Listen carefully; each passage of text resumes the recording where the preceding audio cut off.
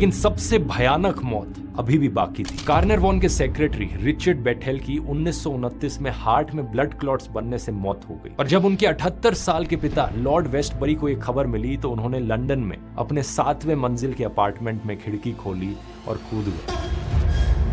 साल 1929 तक 22 लोग जो इस टूम से डायरेक्टली या इनडायरेक्टली इन्वॉल्व थे, उनकी डेथ हो चुकी थी। इनमें से 13 लोग तो वो थे जिन्होंने इस टूम को खुद खोला था। और फिर आती है वो डिस्कवरी जिसने सबके होश उड़ा दिए।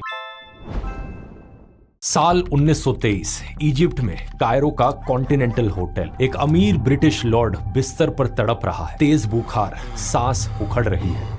ठीक रात के 1:55 पर वो अपनी आखिरी सांस लेता है। हैरानी की बात यह है कि एग्जैक्टली इसी मोमेंट पर पूरे कायरो शहर की बिजली गुल हो जाती है। सब कुछ अंधेरे में ढक जाता है। हजारों मील दूर इंग्लैंड में इस ब्रिटिश लॉर्ड की एक पालतू कुतिया थी। अचानक से वो कुतिया चीखने लगती है और फिर देखते ही देखते वो भी दम तोड़ देती है। कुछ महीने पहले इस आदमी ने एक 3000 साल पुरानी कब्र खोली थी।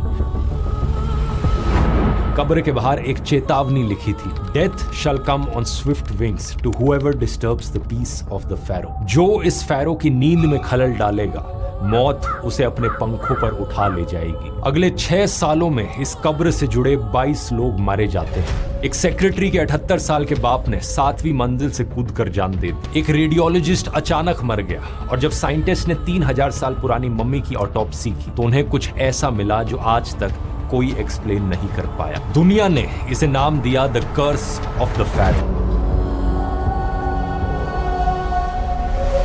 नमस्कार दोस्तों, ये कहानी शुरू होती है इस मौत से कुछ महीने पहले, नवंबर 1922 में। इजिप्ट के वैली ऑफ द किंग्स में ब्रिटिश आर्कियोलॉजिस्ट हावर्ड कार्टर और उनके वर्कर्स रेत और पत्थरों के बीच खुदाई कर रहे थे। कार्टर पिछले कई सालों से एक ऐसे फैरो यानी सम्राट की कब्र ढूंढ रहे थे जिनका नाम इतिहास में लगभग भुला दिया गया था।